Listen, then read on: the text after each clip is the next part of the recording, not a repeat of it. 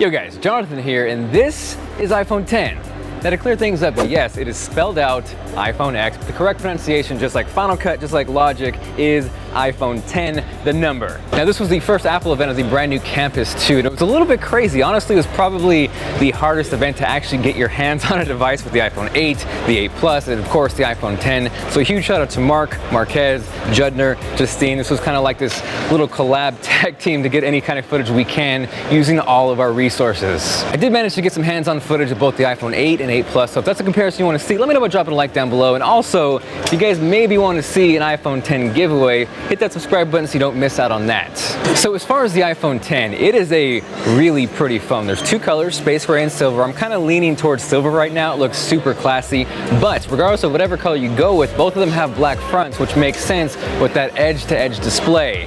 Now as far as the edge-to-edge panel, it is a 5.8-inch display packed inside what is really closer to an iPhone 7, now of course iPhone 8 body, so you're getting a much larger display and much more screen real estate than even the iPhone 7 Plus or 8 Plus, but it's sandwiched inside a smaller container. So diving a little deeper into this display, it's what Apple is calling their Super Retina display. It's packing a resolution of 2436 by 1125, and for you pixel nerds out there, that is a PPI of 458. Nothing really groundbreaking here as far as the resolution goes, but what is pretty impressive is the fact that we finally have an OLED panel to the iPhone. That was maybe rumored to happen in 2018, so the fact that it's here now is awesome, and if you've ever experienced OLED, it is a beautiful thing. Now the one thing you're probably thinking is that is a giant display, where is the home button? And unfortunately, or maybe fortunately, depending on how things work out, that home button is no more. Rest in peace, that is completely gone from the iPhone 10. So the way you unlock your iPhone 10 is simply just swiping up, and this also double functions to go back home. So if you're inside an app, swipe up and that's going to bring you right home. Now on top of that, if you actually swipe up and pause slightly, that's going to bring you into multitasking mode. It's a little weird to get used to at first, but once you do, I can see it being pretty fluid. Conversely, if you now want to access Control Center, that is definitely a little different. It's actually a downward diagonal swipe from the top right-hand corner. Again, definitely going to take some time to get used to, but it works really well with the bigger form factor display. From there, you're probably wondering, how do I unlock my phone now that Touch ID is gone? Apple's replacing that with what they are calling Face ID. Essentially, it is facial recognition to unlock your phone. I am.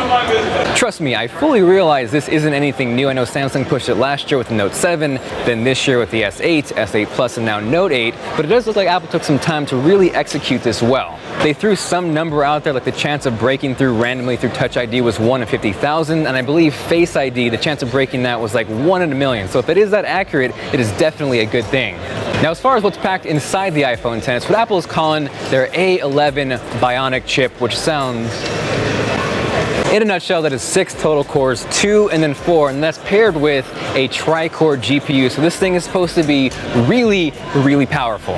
What's interesting though is this is actually the same exact processor packed inside both the iPhone 8 and 8 Plus. So even though you are kind of getting a downgrade there at a lower price point, it's still nice to know that you do have that power packed inside those as well. Now as far as the cameras on the iPhone 10, this is a dual camera system laid out vertically as opposed to horizontally on the iPhone 8 Plus.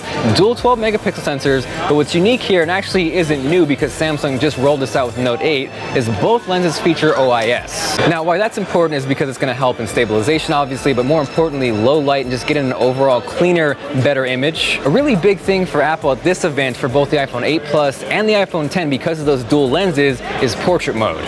On top of the improved optics, there's also improved software. So with both the iPhone 8 Plus and the iPhone 10, Apple's introducing what they are calling portrait lighting. It's kind of hard to really explain and demonstrate just with a couple minutes with the phone, but the general idea is you now have control to mess with the lighting and adjust it just like you would in the studio, and this applies both pre and post photo. Beyond that, there is now portrait mode on the front-facing camera, which I think is actually a huge deal. It's a 7 megapixel shooter, so you're getting some increased sharpness, but the big thing here is because of their true depth technology for the facial unlock, that's going to reap benefits for the front-facing camera in photos as well. So this is also something that applies to the iPhone 8 Plus. Here's a quick demo of how that looks. You can see how you can adjust things post-photograph, and I'm actually really excited to check this out in more detail. From there, with the power of both the cameras and the actual power inside these iPhones, the big thing this year and the focal point was augmented reality. Got a little bit of a chance to check things out. It's a little bit crazy. I've never been a huge fan of VR, but I can really see myself digging in and having fun with augmented reality. And both the iPhone 8, 8 Plus, and the iPhone 10 seem to pull it off really well because they're all using that A11 chip. Now, I don't have exact specifics as far as the battery capacity goes with the iPhone 10, but Apple's claiming 2 more hours than the iPhone 7, so it's nice to know that you're kind of getting iPhone 7 Plus, iPhone 8 Plus battery life on a much smaller form factor, but with that bigger display, you're getting the best of both worlds. Now, one huge implementation across the board across all iPhones, whether it's the iPhone 8, 8 Plus, or the iPhone 10, as a wise man, Dwayne "The Rock" Johnson once said, finally, wireless charging is here through the wireless cheese standard. Now, I get it. I am bracing myself for you keyboard warriors out there who are going to yell at me and say, what the hell? That's been around for 58 years. That's not new. For the record, I am not stating this is new or some kind of witchcraft or Apple invented it. I'm just simply letting you know it is now available across all iPhones. And again, the biggest thing for me here is, minus Apple's slightly silly name, was their Air Power wireless charging mat, which allows you to charge everything at once. Your iPhone, your Apple Watch, surprisingly AirPods, so it looks like there's a wireless charging case coming for that soon.